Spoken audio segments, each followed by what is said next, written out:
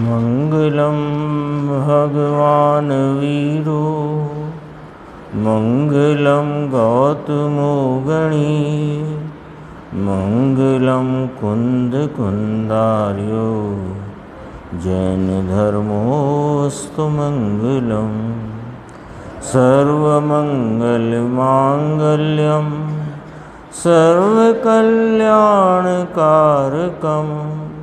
प्रधानम सर्वधर्माणां जैनम जयतु शासनम। मैं नमो तीर्थनायक को, नमो ओंकार वाणी को, नमो उन कुंद प्रभु को जिन्होंने ओंकार धारण की। अहो उपकार जिनवर का, कुंद का दिव्य वाणी का, जिन कुंद ध्वनि दाता उन कहान स्वामी का। नमः समय साराय स्वानुभूत्या चकासते चित्स्वभावाय भावाय सर्वभावांतरच्छिदे।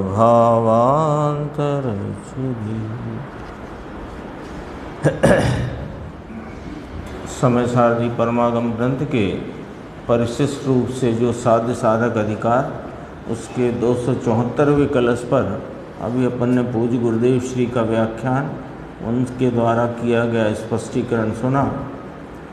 ये 227 पेज है, तो कलश के भाव को अपन जरा देखते हैं, श्लोकार्थ को।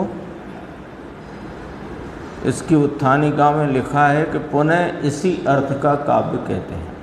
कल जिस प्रकार चर्चा आई थी ना 3 बिंदु से, कि एक ओर देखने पर एकता दिखाई देती है, यानी द्रव्य स्वभाव से देखने पर एक दिखाई देता है, पर्याय भाव से अनेकता दिखाई देती है, सहभावी गुणों की तरफ से देखने पर ध्रुव दिखाई देता है, क्रम भावी पर्यायों की तरफ से देखने पर क्षणभंगुरता दिखाई देती है, और ज्ञान की अपेक्षा कहा कि एक ओर से देखने पर ये सर्वव्यापक है ऐसा दिखाई देता है, और जब अपने स्वयं विस्तार की अपेक्षा देखें तो अपने असंख्यात प्रदेश स्वरूप दिखाई देता है।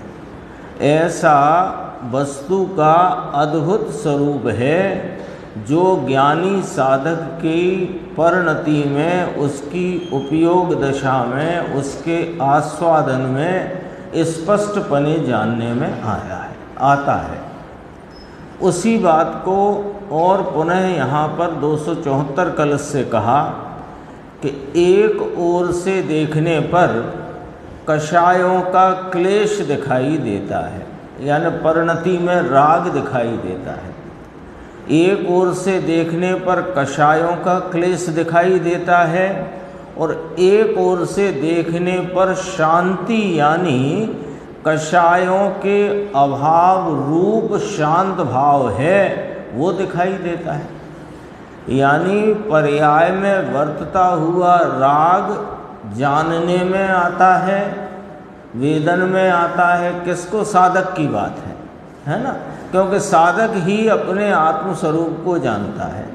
तो अपना आत्मस्वरूप किस प्रकार जानता है कि पर्याय में राग का वेदन है ये भी जानने में आता है, और मैं राग से रहित शांत स्वरूप वस्तु तत्व हूँ ऐसा भी उसको उसी समय जानने में आता है। फिर कहा एक ओर से देखने पर भव की यानी सांसारिक पीड़ा दिखाई देती है, और एक ओर से देखने पर संसार के अभाव रूप मुक्ति भी स्पर्श करती है। यानी अपने को संसार रूप पीड़ा के जो भाव हैं, यानी रागादि क्लेश रूप, ऊपर रागादि की मुख्यता से कहा, यहाँ संसार की पीड़ा माने स्वरूप से संसरण जितना है अभी, जितना भी स्वरूप को छोड़कर बहिर्मुखता है और उस बहिर्मुखता में वर्तती जो पीड़ा है वह भी जानने में आती है और उसी समय मैं मुक्त स्वरूप हूँ ऐसा भी जानता है। तीसरी बात कही, एक ओर से देखने पर तीनों लोग स्फुरायमान होते हैं। ये फिर ज्ञान की अपेक्षा ली, प्रकाशित होता है, स्फुरायमान होते हैं माने तीनों लोग अपनी ज्ञान की पर्याय में प्रकाशित होते हैं, दिखाई देते हैं। तो अब कोई कहेगा अभी तो साधक छद्मस्त है, इसको तीन लोग कैसे दिखाई देते हैं? कि वह साधक भी तीन लोक को जानने वाला है केवली की भांति। केवली प्रत्यक्ष जानते हैं, ये परोक्ष जानता है, पर जानता तीन लोक को यथार्थ है। यथार्थ जानता है ना, स्वयं को स्वरूप और पर को पररूप, तो ये यथार्थ जानपना है। तो एक ओर से देखने पर माने ज्ञान की अपेक्षा देखी जाए तो अपने ज्ञान दशा में उसको तीन लोक का जैसा स्वरूप है वैसा जानने में आता है। और एक ओर से जब वह अपने को देखता है तो केवल एक चैतन्य ही शोभित होता है। वहाँ फिर वो तीन लोक के जो जानपने के भेद हैं वे भी दिखाई देते नहीं, एक चैतन्य मात्र ही वहाँ उसे शोभित होता है। माने ये ही मैं हूँ ऐसी प्रतीति के साथ वह अपने चैतन्य स्वरूप को जानता है।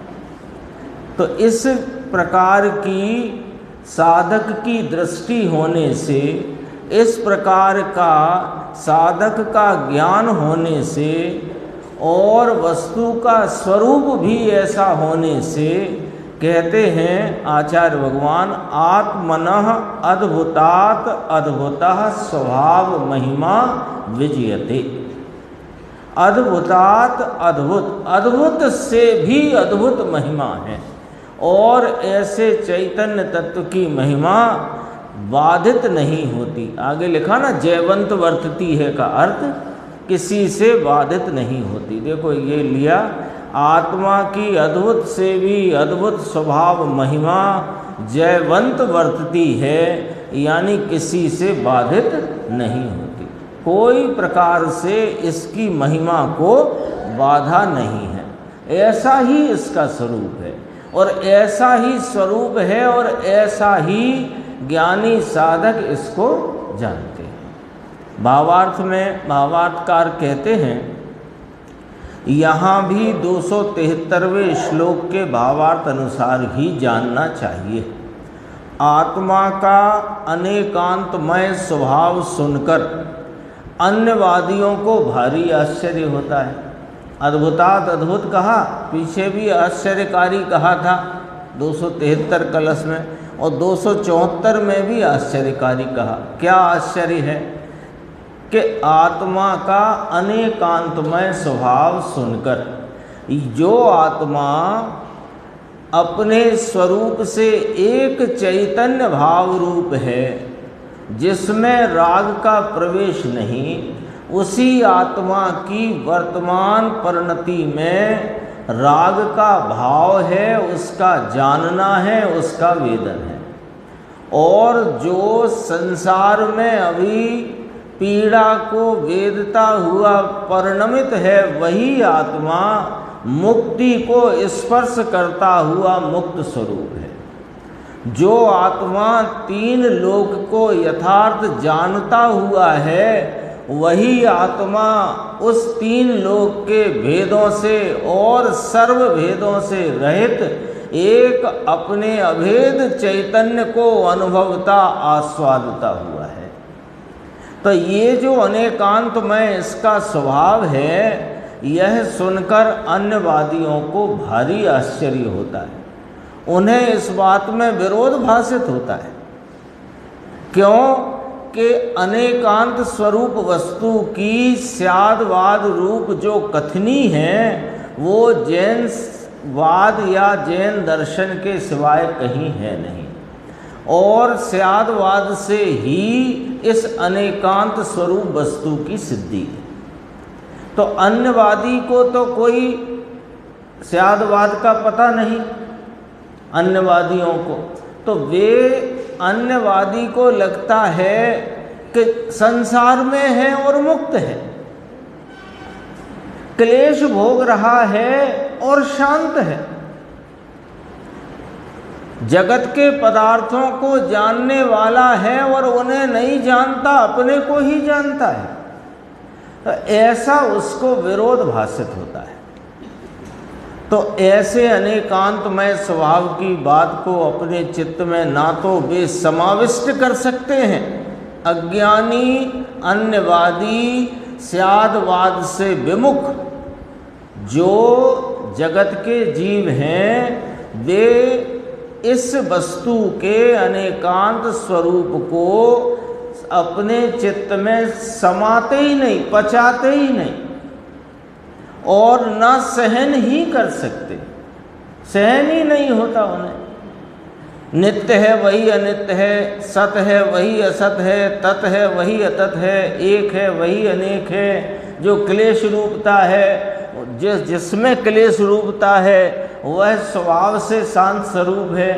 ये बात उसको हजम नहीं होती। यदि कदाचित उन्हें श्रद्धा हो, अब बात साधक की लेते हैं।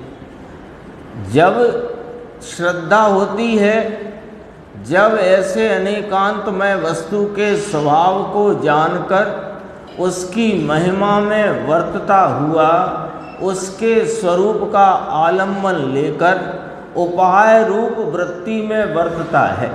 उपाय उपेय चलता है ना, तो उपाय रूप वृत्ति में जब वर्तता है तो उसे प्रथम अवस्था में भारी अद्भुतता मालूम होती है। प्रथम अवस्था में कैसे कहा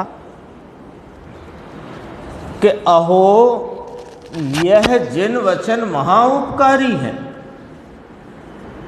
क्योंकि मैं अनादि से अपने ही चैतन्य स्वभाव की यथार्थता को, इसकी असलियत को, इसके वास्तविक स्वरूप को मैं जानता नहीं था कि ऐसा अद्भुत मेरा स्वरूप है कि जो स्वभाव से ही शांत स्वरूप, अकषाय स्वरूप, वीतराग स्वरूप है, जो स्वभाव से ही मुक्त स्वरूप है, ऐसे अपने स्वरूप को मैं जानता नहीं था कि अहो यह जिन वचन महाउपकारी है।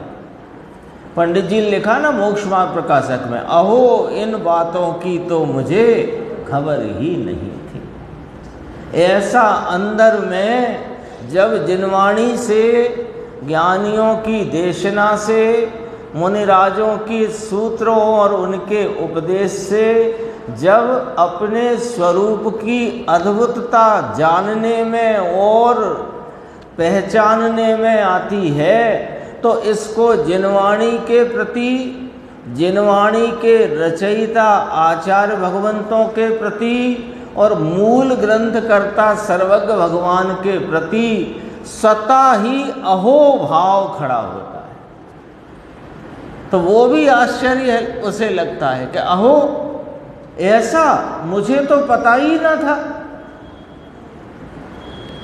तो कहा कि अहो यह जिन वचन महाउपकारी हैं, वस्तु के यथार्थ स्वरूप को बताने वाले हैं, मैंने अनादिकाल ऐसे यथार्थ स्वरूप के ज्ञान बिना ही व्यतीत कर दिया। ऐसा उसको आश्चर्य होता है, आश्चर्य होता है कि मैं स्वयं ही सुख का सरोवर, शांति का सागर, मैं स्वयं होने पर भी मैं सुख के लिए कहाँ कहाँ झपट्टे मारता रहा और सुख की कणिका भी मुझे कभी मिली नहीं। बोलो मैंने अनादि से अनंत काल इस मूर्खाई में व्यतीत कर दिया। ये मूर्खता में मेरा कितना काल चला गया, ऐसा अंदर में आश्चर्य रूपी खेद। ये खेद भी है, हर्ष मिश्रित खेद है, आनंद मिश्रित दशा है, क्योंकि अपने अतीन्द्रिय आनंद को आस्वादता हुआ भाव है। तो आनंद का आस्वादन हुआ है, आनंद स्वरूप अपने चैतन्य भाव की प्रतीति हुई है, और ऐसी प्रतीति को श्रद्धा में परिणत होता हुआ, ऐसा प्रतीतिवंत होता हुआ अंतरंग में आश्चर्य रूपी खेद भी है। क्या हो, मैं स्वयं ही सुख का, शांति का सागर, और सुख शांति के लिए मैं कहाँ कहाँ भटकता रहा, ऐसा आश्चर्य भी उसको होता है। ये अद्भुतात अद्भुत का भाव है। पिछले कलश में एक बार कहा था अद्भुत, और इस कलश में कहा अद्भुतात अद्भुत, अद्भुत से भी अद्भुत। देखो गुरुदेव का थोड़ा अपन देखते हैं, इसमें से मुख्य बिंदु 229 पेज है, यानी जहाँ से व्याख्यान शुरू हुआ उसका दूसरा पेज। वस्तु है वस्तु, देखो कैसे दिखती है अंकुर भाई।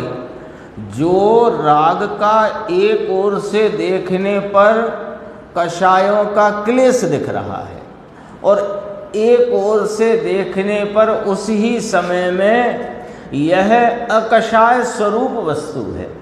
ये कैसे चमत्कार हो जाता है, ये भी तो समझना। अभी अहो, ये जिन वचन महाउपकारी हैं, अन्यवादियों को आश्चर्य लगता है कि ये कैसे, जो कषाय रूप वही अकषाय स्वरूप, जो संसार में पड़ा हुआ वही मुक्त स्वरूप, जो अन्य सबको जानता है और फिर सबको नहीं जानता, अपने को ही जानता है।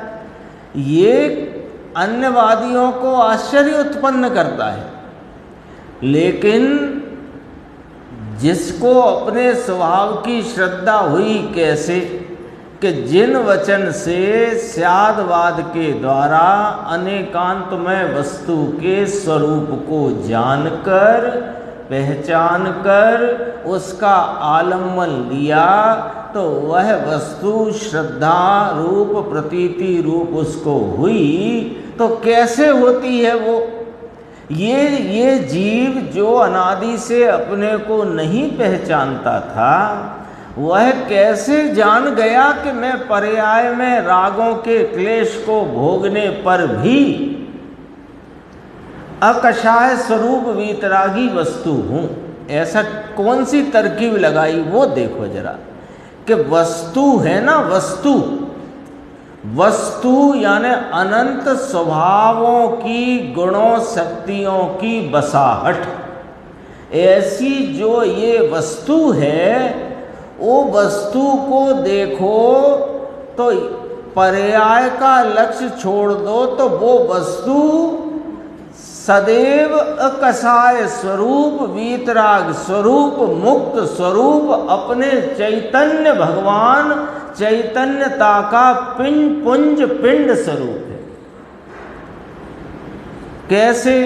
तरकीब बताते हैं, तरकीब कैसे देखें। ये दोनों भाव हैं, तो ये हम तो पर्याय को देखते हैं तो कषायों के क्लेश के सिवाय कुछ दिखता नहीं। और अनादि से जीव ने क्या किया कि पर्याय में वर्तते हुए रागादि भाव को वेदता, भोगता, यही मैं हूँ, ऐसी गफलत में अपने को रागादि रूप, क्लेश रूप, मलिन रूप, संसार रूप, पीड़ा रूप माना।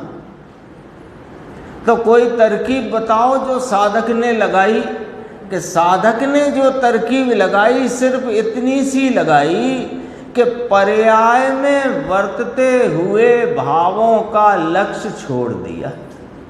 तो पर्याय मात्र में होती जो हीनादिकता की अवस्था, अथवा जो हीनादिक की जो भाव है, उसको लक्ष्य से छोड़ते ही यह द्रव्य स्वभाव जैसा त्रिकाल एक रूप सदृश सामान्य ध्रुव विराजता है, वो वस्तु इसको लक्ष्यगत हो गई, इसके ज्ञान में आ गई, तो ज्ञान में आते ही क्या हुआ कि उसकी प्रतीति हो गई, और प्रतीति होने पर अब जो ज्ञान में भले अल्पता है और परिणति में अभी अधूरास है, तो भी वह अपने को एक रूप स्वरूप देखता जानता है और पर्याय के भावों को भी जानता है।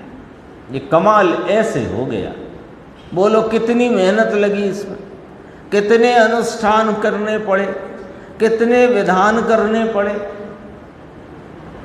एक इतना ही कार्य करना है हम सबको, यदि इस संसार से मुक्त होना है तो, कि पर्याय में वर्तते हुए हीनादिकता के अल्पता के भाव का लक्ष्य छोड़ो, तो ये परिपूर्ण पवित्र अपना चैतन्य स्वभाव हाजरा हुजूर विद्यमान है, उसको लक्ष्य में लेते ही वह आस्वादन संचेतन रूप होता है और उसकी आप रूप प्रतीति वहाँ पर श्रद्धा के भाव रूप से उत्पन्न हो जाती है। देखो क्या गजब की बात है। वस्तु है वह तो मुक्त ही है, तो उसकी पर्याय में मुक्ति भाषित हो जाती है। कब? अभी संसार में वर्तते काल में, घर गृहस्थी में रहते काल में, खाने कमाने भोगने के परिणामों की वृत्तियों के काल में भी वह उन वृत्तियों को लक्ष्य में से छोड़कर पर्याय के वर्तते हुए हीनादिक भाव का लक्ष्य छोड़कर अपने मुक्त स्वरूप का आलम्बन लेता है, तो उस ही क्षण उसे पर्याय में मुक्ति भाषित होती है। चमत्कार है, अगला कलश चमत्कार वाला ही आने वाला है। मुक्त है वह अलग बात है। देखो जरा भजन देखना गुरुदेव श्री का, कि वस्तु स्वरूप से मुक्त है ये बात तो है ही, लेकिन उस मुक्त स्वरूप वस्तु का आलम्बन लेते ही पर्याय में मुक्ति भाषित होती। तो अभी मुक्त तो नहीं हुआ। अरे मुक्त होना ये परिणमन में होने वाला कार्य है। मैं तो अभी मुक्त स्वरूप हूं, तो ऐसी मुक्ति का भाव अभी भाषित होता है। यहां तो लिखा ना, कलश में लिखा मुक्ति स्पर्शति। वस्तु मुक्त है वह अलग, वस्तु मुक्त है तो वस्तु तो मुक्त स्वरूप ही है। तो अरे मुक्त स्वरूप ही है जो वस्तु, उस वस्तु मात्र को आलम्बन लेते, उस वस्तु मात्र को अपनी उपयोग का विषय बनाते पर्याय में मुक्ति भाषित होती। लिखा कि नहीं लिखा? वस्तु मुक्त है वह अलग, परंतु उसे ऐसे देखने पर, कैसे देखने पर? पर्याय का लक्ष्य छोड़कर देखने पर। मुक्तपना अकषाय परिणाम मुक्त है ऐसा भाषित होता है। समझ में आया? ऐसा आत्मा का स्वभाव है। कैसा स्वभाव है? देखो यहाँ क्या कहना है। ऐसा आत्मा का स्वभाव है कि इसे पर्यायों के लक्ष्य से छोड़कर, यानी पर्यायों का लक्ष्य छोड़कर अपनी वर्तमान उपयोग पर्याय में जो इसको तुम देखोगे, तो इसका स्वभाव ही ऐसा है कि वह उस पर्याय में मुक्ति भाषित हो। ये आत्मा का स्वभाव है। देखो आत्मा स्वभाव से मुक्त स्वरूप है, वस्तु रूपता से मुक्त स्वरूप है, वो बात अलग।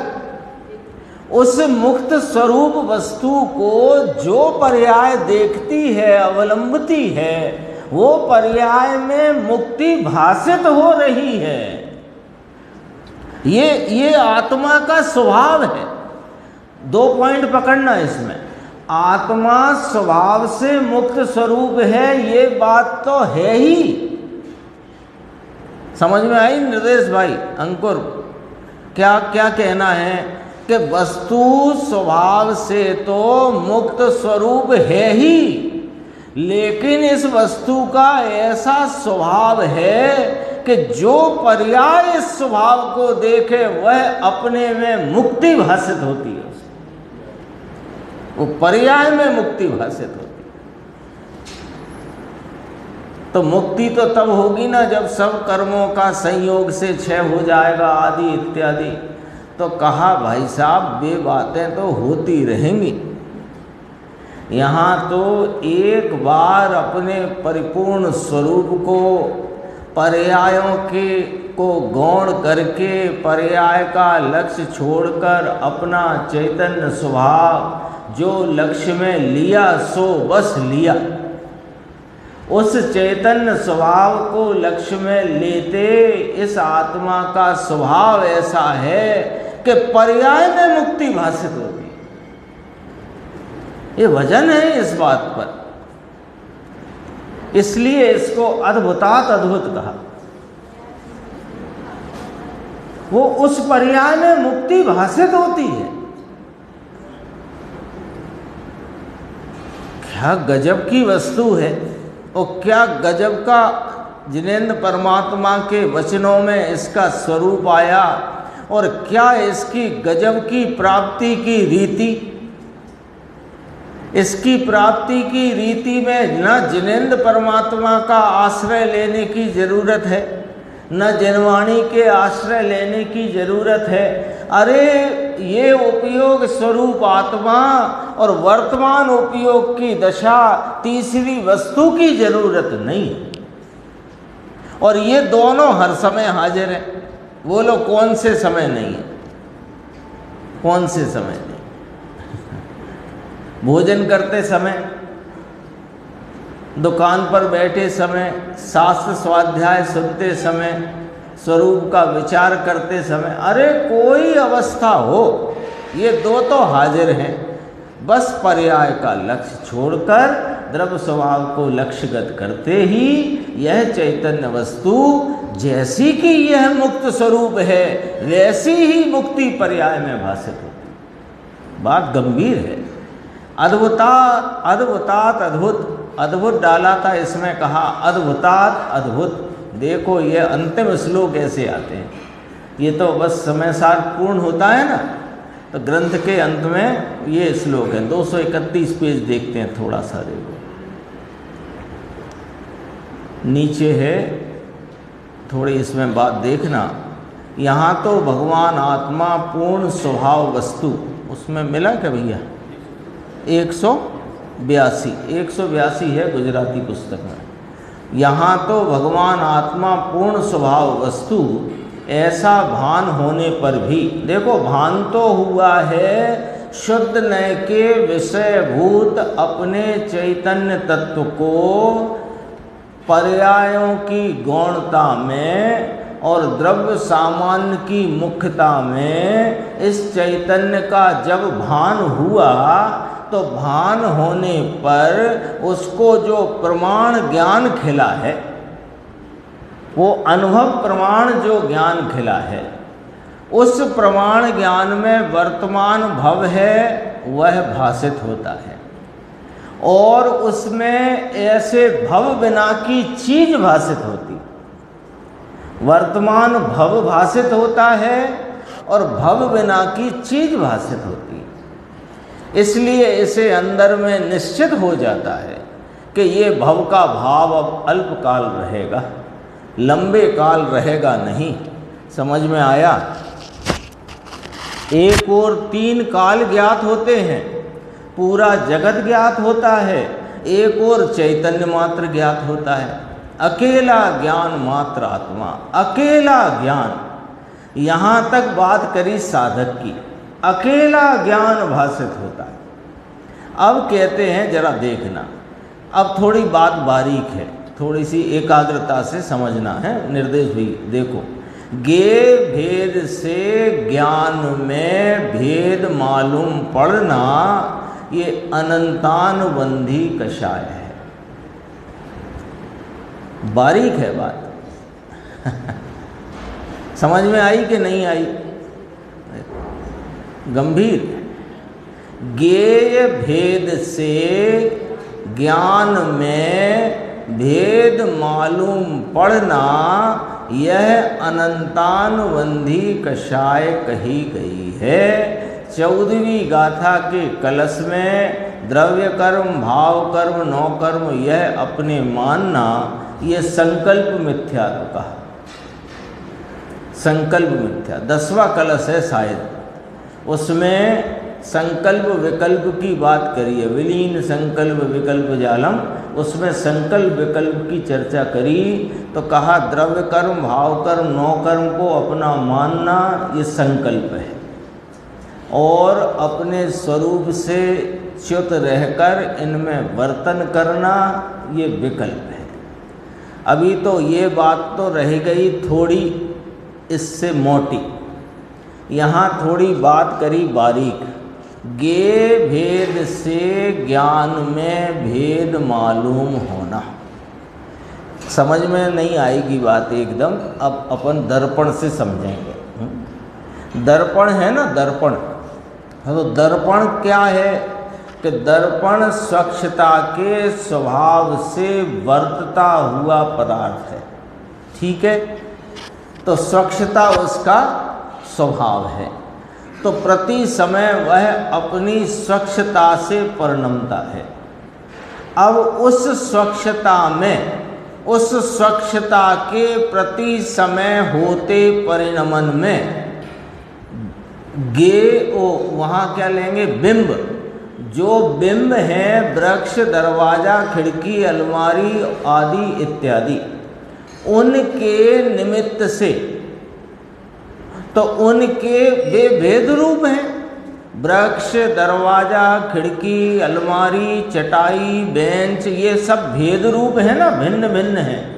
तो वे भिन्न भिन्न बिंबों के निमित्त से इसकी स्वच्छता के आकार रूप परिणमन में जो भेद पड़ रहे हैं, भेद पड़ रहे हैं ना इसकी स्वच्छता में, जैसा बिंब के अनुरूप यहाँ प्रतिबिंबन हो रहा है, दरवाजा, खिड़की, वृक्ष, अलमारी, चटाई, बेंच आदि, तो वे भिन्न भिन्न बिंबों के निमित्त से दर्पण की स्वच्छता के परिणमन में जो प्रतिबिंबन रूपी भेद पड़ रहे हैं, उन प्रतिबिंबन रूपी भेद से दर्पण की सत्ता जानना मानना, ये इस प्रकार की भूल है। ऐसे ज्ञेय जगत में अनंत पदार्थ हैं, जो ज्ञेय रूप हैं, वे सब भिन्न भिन्न अपने अपने में रहे हुए हैं। वे जो भिन्न भिन्न अनेक प्रकार के ज्ञेय हैं, उनके निमित्त से इस ज्ञान सामान्य के वर्तते विशेष भाव में, यानी ज्ञानाकार में जो ज्ञेयों के निमित्त से भेद रूपता खड़ी हो रही है, उस भेद रूपता से ज्ञान मानना, उस भेद रूपता को ज्ञान मानना, ये अनंतानुबंधी कषाय ये वाली बात है। बारीक बात है कि नहीं? तो उस समय कौन ज्ञान है कि ज्ञान जानन जानन जानन जानन जानन जानन एक रूपता से सदरस सदरस सदरस जानन पने परिणमता और रहा हुआ जो भाव है, सो वह ज्ञान है। वो ज्ञानाकारों में होते हुए जो भेद पड़ते हैं, वो वास्तव में ज्ञान का स्वरूप नहीं। अद्भुत बात। हाँ, अनंतानुबंधी मिथ्यात्वी हुआ। अनंतानुबंधी नाम मिथ्यात्वी है। अनंतानुबंधी कह दिया वो मिथ्यात्वी है। मिथ्यात्व कह दो भ्रांति की अपेक्षा, मोह की अपेक्षा, कषाय की अपेक्षा अनंतानुबंधी कहते हैं। गे भेद से ज्ञान में भेद मालूम पड़ना, अरे एक रूप ज्ञान है, उसमें भेद मालूम पड़ने से ज्ञान खंड खंड हो गया क्या? ये तो ज्ञान तो एक रूप है ना। अभी बाहर धूप आई, फिर छांव हो गई, फिर पानी बरसा, फिर अंधेरा हो गया, तो अनेक प्रकार के जो बाहर में परिणमन हैं, उससे यहाँ ज्ञान में अनेक प्रकारता खड़ी हुई, तो क्या मेरा ज्ञान खंड खंड हो गया? यदि उससे, उसके निमित्त से होती हुई दशाओं की भिन्नता को देखो तो वो खंड खंड रूपता दिखती है और वह मेरा स्वरूप नहीं है। ज्ञान खंड खंड होता ही नहीं। समझ में आया? ये गे भेद से ज्ञान वह मानो में खंड हो गया, ये अनंतानुबंधी का विकल्प है, ये अनंतानुबंधी संबंधी कषाय है। यहाँ कहते हैं ज्ञान में तीन काल जगत दिखता है। ज्ञानी को, साधक को तीन काल, तीन लोक पूरा दिखता है। तीन काल भी दिखता है साधक को। हाँ, कैसे? कि सर्व पदार्थों, सर्व जितने जगत के पदार्थ हैं, तो मुझे छोड़कर सब पर पदार्थ हैं, सो तीन लोक जाना। और वे सब अनादि अनंत त्रिकाल रहने वाले अपने क्रम नियमित परिणामों से परिणमते हैं, तो उनके तीनों काल जाने। वे केवली भगवान इस पूरे विषय को, तीन काल तीन लोक को प्रत्यक्ष जान रहे हैं, और शुद्ध केवली कहो कि भाव शुद्ध ज्ञानी कहो, वह इसको परोक्ष जान रहा है। लेकिन जान दोनों यथार्थ रहे हैं, ये वाली बात है। खंड नहीं हुआ, अनेकपना भाषित होता है। अनेकपना कैसे भाषित होता है? कि मेरे ही ज्ञान सामान्य के विशेष में अनेकपना है, तथापि मैं तो एक रूप हूँ। ऐसे देखो तो ज्ञान एक रूप भाषित होता है। बस यहाँ इतनी बात है, वह बात यहाँ नहीं है, यानी ये अज्ञानी की बात यहाँ नहीं है, यहाँ साधक की बात चलती है। एक दो पंक्ति और है, देखो, बस इतना ही पढ़ना था। आत्मनः अद्भुतात् अद्भुतः स्वभाव महिमा विजयते। ऐसा आत्मा का अद्भुत से भी अद्भुत, पंडित जी, किसी से बाधित नहीं होती। भव भी स्वयं के कारण से है, पॉइंट ये पकड़ना है। जो वर्तमान में भव रूप अवस्था है वो भी स्वयं के कारण से है, किसी से बाधित नहीं हुआ है यह आत्मा। कसाई की कलुषितता भी उस समय के साधक को बाधक रूप से स्वयं के कारण से। लो, साधक की बात चलती है ना, जिसने अपने आत्मा को आस्वादते हुए उसकी प्रतीति करी है, ऐसे साधक को, जिसने अनेकांतमय आत्मा को जाना है, ऐसे साधक को कसाय की कलुषितता है। वो कसाय की कलुषितता बाधक रूप भाव है, साधक को बाधक रूप भाव है। कौन ये कौन है जो इस प्रकार देख सकता है, देख रहा है? साधक है। वो साधक को वर्तती हुई कसाय की कलुषितता बाधक भाव है ना? खाने का, कमाने का, भोगने का, अथवा दया का, दान का, पूजा का, अथवा व्रत का, भक्ति का, ये परिणाम बाधक भाव है। उस साधक को ये उपस्था हुआ बाधक भाव स्वयं के कारण से है, किसी से बाधित नहीं हुआ। कोई कर्म का उदय आया है, उसने ये कराया है ना? क्यों नहीं? कर्म उदय से क्यों नहीं? कि कर्म उदय अन्न द्रव्य है, अन्न द्रव्य से अन्न द्रव्य का परिणाम नहीं होता। ये जैन दर्शन का मूल सिद्धांत है। अपन ज्ञान गोष्ठी में अपना प्रश्न नंबर आता है 453। चर्चा बहुत गंभीर है। यहाँ भी पर्याय व्यय होकर द्रव्य में ही समाविष्ट हो जाती है। यदि ऐसा है तो क्या अनंत अशुद्ध पर्यायों के द्रव्य में समावेश हो जाने से द्रव्य को हानि नहीं पहुंचती? ऐसा प्रश्न है। अनादिकाल से ये जीव को पर्याय प्रतिपर्याय में रागादि रूप मलिनता के ही, अशुद्धता के ही भाव उत्पन्न हुए और व्यय हुए। ऐसा ही हुआ ना। अनादिकाल से इस जीव को अनंत काल व्यतीत हो गया जिसमें प्रति समय इसको रागादि रूप अशुद्धता मलिनता के भाव उत्पन्न हुए और व्यय हो गए। ऐसे ही हुआ ना। तो उसका प्रश्न है कि आपने फरमाया कि जो पर्याय व्यय होती है वो द्रव्य में समा जाती है, ध्रुव में समा जाती है। तो अब इतनी अशुद्धता प्रति समय उत्पन्न हुई और वो सब द्रव्य में समा गई, तो फिर द्रव्य तो महाअशुद्ध हो गया होगा। ये प्रश्न है उसका। प्रश्न आया ख्याल में? निर्देश भाई, प्रश्न आया ख्याल में? देखो चंद्रेश जी क्या कहते हैं। अनंत अशुद्ध पर्याय, अनंत निकल गई ना, तो अनंत अशुद्ध पर्यायें द्रव्य में समाविष्ट हो गई, तो क्या द्रव्य को हानि नहीं पहुंचती? प्रश्न किया गया। उत्तर देखो, नहीं पहुंचती। क्यों नहीं पहुंचती? उसका भी कारण है कि अशुद्धता जो अनादि से एक एक समयवर्ती पर्याय में उत्पन्न हुई, तो वह अशुद्धता तो प्रकट पर्याय में अर्थात मात्र वर्तमान वर्तती हुई पर्याय में ही निमित्त के लक्ष्य से होती है। ये बात ठीक है, ठीक है।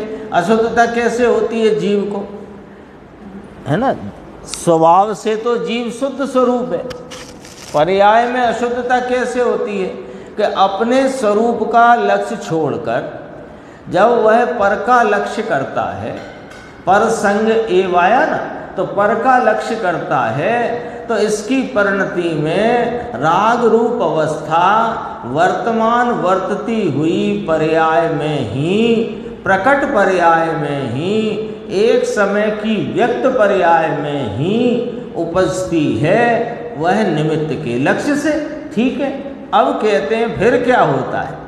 उपजती है वहाँ तक की बात आई। फिर क्या होता है कि पर्याय व्यय होकर द्रव्य में समा जाती है। प्रश्नकार ने भी पूछा और बताया भी है भी ऐसा कि पर्याय व्यय होकर व्यय हो जाती है ना, एक समयवर्ती पर्याय वो नष्ट हो जाती है, तो व्यय होकर द्रव्य में समा जाने पर पर्याय रूप से नहीं रहती। पर्याय क्या हो जाती है? व्यय हो जाती है। तो व्यय हो जाती है, तो वो व्यय हो गई तो पर्याय पर्याय ही ना रही।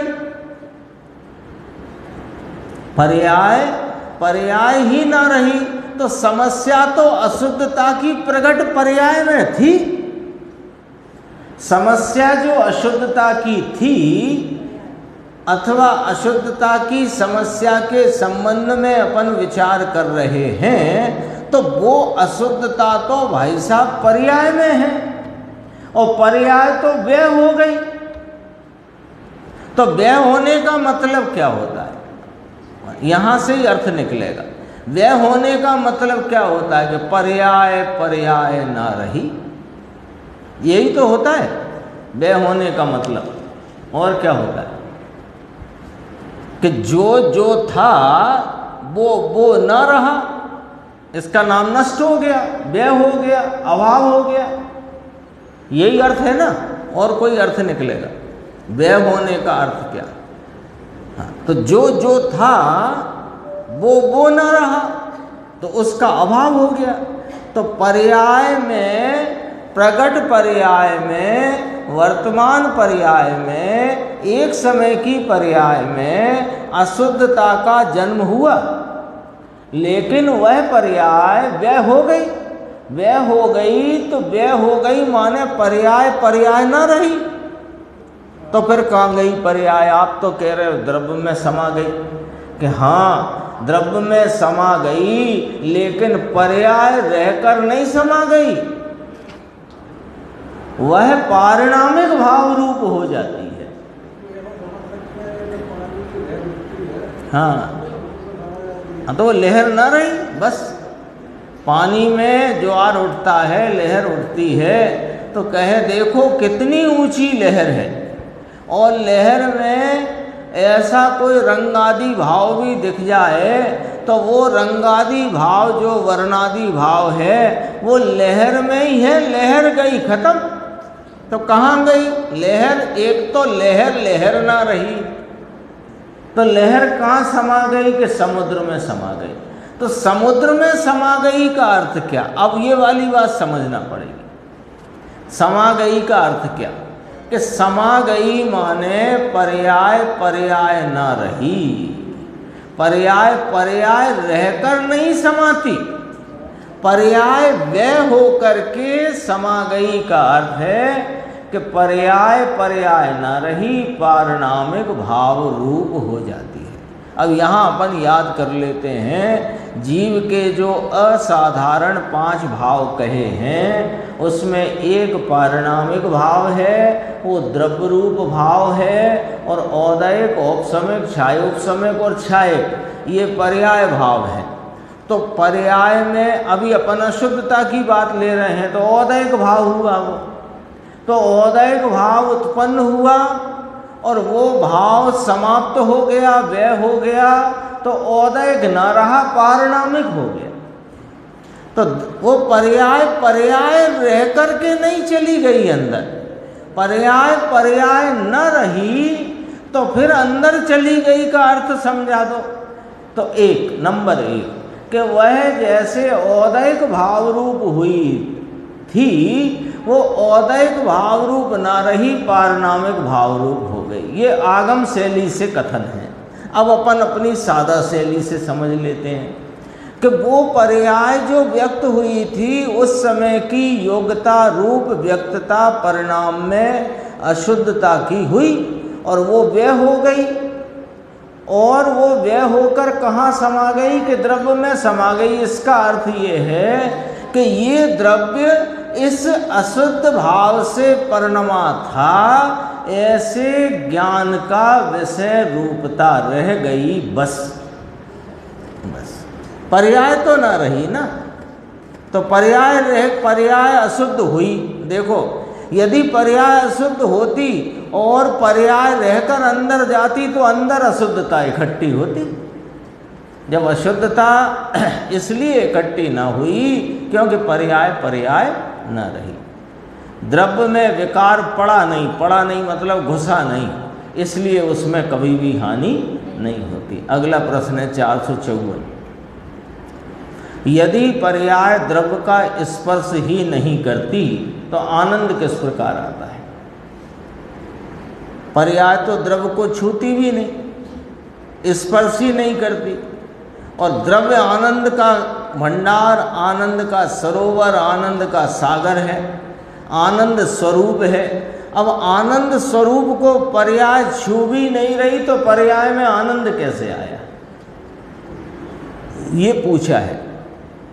उत्तर, पर्याय द्वारा द्रव्य का स्पर्श न किए जाने पर भी संपूर्ण द्रव्य का ज्ञान पर्याय में आ जाता है, तथापि द्रव्य पर्याय में नहीं आता है।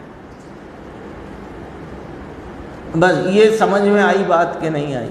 1 पंक्ति 1.5 पंक्ति आई ना, समझ में आई कि नहीं आई? पर्याय द्वारा द्रव्य का स्पर्श नहीं किए जाने पर भी, तो पर्याय ने क्या किया? द्रव्य को छुआ कि नहीं, द्रव्य में घुसी कि नहीं, द्रव्य आया पर्याय में कि नहीं, तो फिर पर्याय ने किया क्या? कि पर्याय ने उपयोग की अगुवाई में अपने द्रव्य स्वभाव को विषय किया, उसको जानने के लिए उसकी सन्मुखता करी, तो उसकी सन्मुखता करी, उसको विषय किया, तो उसको विषय किया तो विषय का जानना हो गया, है कि नहीं? आप ये टीवी में लिखे अक्षर जान, तो उदाहरण है इतना ही। अभी इसके ये अलग मामला है, वो अलग मामला, बस समझना। ये टीवी में लिखे अक्षर आपके जानने की पर्याय में जानने में आ रहे हैं कि नहीं आ रहे? आ रहे हैं ना। अभी इतना ही समझना, उदाहरण जितना। तो जानने की पर्याय टीवी को स्पर्श कर रही है कि टीवी जानने की पर्याय में आ गई है? नहीं है ना, पक्की बात है। बस ऐसे, बस इस तर्ज पर समझना, यहाँ की बात अलग है। तो जो उपयोग ने अपने द्रव्य स्वभाव को विषय किया, तो वह विषय रूप द्रव्य, उसका सारा सामर्थ्य, उसका सारा स्वभाव का व्यक्त भाव पर्याय में जानने में आ गया। तथापि द्रव्य पर्याय में नहीं आता। धर्मी और धर्म दो वस्तुएं हैं, लो। धर्मी और धर्म दो वस्तुएं हैं। एक वस्तु है जो धर्मी, वह धर्म स्वरूप है, तो भी वो धर्म नाम यहाँ पर्याय लेना है। तो धर्म जो है वो अलग सत्ता है और धर्मी अलग सत्ता है। क्यों? उसके आ चुकी है अपनी चर्चा। धर्म कहा पर्याय को और धर्मी कहा पर्यायवान को। तो पर्याय एक समयवर्ती, पर्यायवान त्रिकालवर्ती। पर्याय बदलने वाला भाव, पर्यायवान ध्रुव रहता भाव। ठीक है, तो दो सत्ता निश्चित हुई। तो दो वस्तुएं हैं। अब कहते हैं 49 नंबर गाथा के आधार से यहाँ जवाब देते हैं। 49 नंबर समय सार जी की गाथा, जो 172 नंबर 49 नंबर गाथा अव्यक्त के नाम से प्रसिद्ध है समय सार में, प्रवचन सार में अलिंगरण के नाम से, है ना? कुछ बोल रहा है? धर्मी और धर्म दो वस्तुएं हैं, पर्याय व्यक्त है और ध्रुव वस्तु अव्यक्त है। यद्यपि वह व्यक्त और अव्यक्त दोनों धर्म एक ही वस्तु के हैं, तो भी व्यक्त अव्यक्त को स्पर्श नहीं करता। ये 49वीं गाथा की टीका में आचार्य अमृतचंद भगवान ने जो 6 बोल कहे हैं, उनमें ये वाली बात आ गई है। व्यक्त अव्यक्त को स्पर्श नहीं करता, परंतु पर्याय का लक्ष्य द्रव्य सन्मुख है, इसलिए पर्याय आनंद रूप परिणमन करती है। प्रश्न उसका ये था, आनंद के स्वरूप रूप जो वस्तु है उसका उसने विषय किया है, लक्ष्य किया है, तो वह विषय उसकी पर्याय में, जानने में, संचेतने में, संवेदन में आ गया। इसलिए वहाँ आनंद का परिणमन होता है। 455 दर्शन उपयोग में शुभ और अशुभ ऐसे भेद पड़ते हैं कि नहीं? शुभ दर्शनों उपयोग, अशुभ दर्शनों उपयोग ऐसा होता है क्या? तो कहा सुनो जरा, ये थोड़ी बात समझना कि नहीं, शुभ और अशुभ ऐसे भेद ना तो दर्शनों उपयोग में है और ना ज्ञानों उपयोग में है। ये तो चारित्र के आचरण रूप उपयोग के भेद हैं। अभी देखो क्या कहते हैं, समझना अच्छे से। उपयोग चारित्र का भाव तो है नहीं, उपयोग तो ज्ञान दर्शन का व्यापार है, उसे उपयोग कहते हैं। तो ज्ञान और दर्शन ऐसे दो गुणों के कार्य को उपयोग कहा जाता है। एक एक चीज समझना। तो पूछा गया, उसने प्रश्न क्यों पूछा ये अपन पहले देखते हैं। क्योंकि आगम में शुभ उपयोग, अशुभ उपयोग, शुद्ध उपयोग ऐसे शब्द का प्रयोग किया गया है। शुभ उपयोगी आत्मा, अशुभ उपयोगी आत्मा, शुद्ध उपयोगी आत्मा, ऐसे शब्दों का प्रयोग किया गया है ना। इसके लिए ऐसे प्रयोग के लिए एक गाथा भी शायद 9वीं या 10वीं जो भी है प्रवचन सार में, है ना। तो अब प्रश्न उसने कहाँ से उत्पन्न हुआ उसके चित्त में कि साहब जब शुभ उपयोगी या शुभ उपयोग अशुभ उपयोग आप कहते हो, है ना, शुभ उपयोग अशुभ उपयोग, तो उपयोग में दर्शन उपयोग और ज्ञान उपयोग दो होते हैं। तो दर्शन उपयोग और ज्ञानो उपयोग, उसके प्रश्न में ज्ञान नहीं पूछा पर उसने दर्शन उपयोग को पूछा, उत्तर में दोनों आए हैं, तो अपन प्रश्न में भी दोनों डाल लो तो कोई तकलीफ नहीं है।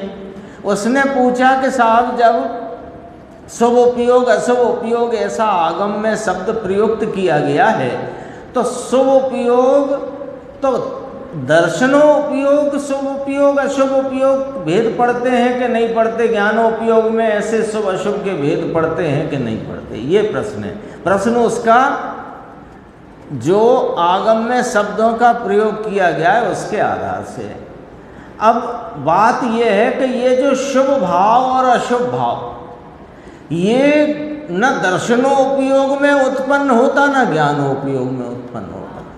दर्शनोपयोग वस्तु मात्र को निराकार अवलोकन करता वर्तता है और ज्ञान उसके भेद रूपता को जानता वर्तता है। शुभ और अशुभ ये भेद तो जानने में और अवलोकने में दोनों में नहीं आते। तो फिर ये शुभ अशुभ हैं कौन के भेद, ये भी बता दो कि ये चारित्र के भेद हैं। चारित्र की वर्तती हुई विकारी दशा के भेद हैं। चारित्र गुण की वर्तती हुई विकारी दशा के भेद हैं शुभ और अशुभ। अब किया क्या, फिर शब्द का प्रयोग ऐसा किया क्यों? कहा कि जब यह उपयोग स्वरूप आत्मा का वर्तता हुआ उपयोग जब बाह्य पदार्थों पर लक्ष्य करता प्रवर्तता है, तो प्रशस्त निमित्तों के लक्ष्य में प्रवर्तते हुए उपयोग के साथ यानी उपयोग की दशा के काल में चारित्र में मंद कसाय रूप विकारी भाव उत्पन्न होता है और अप्रशस्त निमित्तों के लक्ष्य में जब उपयोग प्रवर्तता है उस काल में चारित्र का विकारी भाव तीव्र कषाय रूप परिणमता है। तो मंद कषाय को शुभ और तीव्र कषाय को अशुभ।